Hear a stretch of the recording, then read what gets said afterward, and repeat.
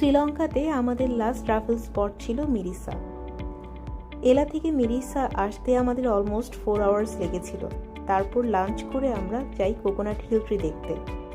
চারিদিক এত সুন্দর, সমুদ্রের পানি দূর থেকে মনে হচ্ছে একদম নীল আর পরিষ্কার।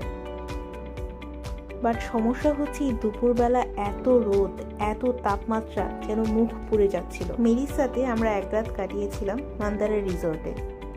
রিসোর্টটা ভালোই দেখতে, বাট এদের স্টাফদের ব্যবহার, অ্যাটিটিউড, এদের সার্ভিস খুবই বাজে লেভেলের। এটা নিয়ে ছিল আমাদের সকলেরই অনেক কমপ্লেন। রুমটা ভালোই ছিল, বড় ছিল, বাট রুমের ডোর যদি একবার লক হয়ে যায় সেটা আর আনলক হয় না সহজে। বারবার রিসেপশনে কল দিয়ে সেটাকে আনলক করতে হয়। ইলেকট্রিসিটির হিউজ প্রবলেম। দেন খাবার খুবই জঘন্য লেভেলের। কমপ্লেন করলে স্টাফরা সেই কমপ্লেন প্রপারলি রাখে না, আর সার্ভিস চার্জ অনেক হাই। ওভারঅল আমাদের রেটিং ছিল 1 আউট অফ 5।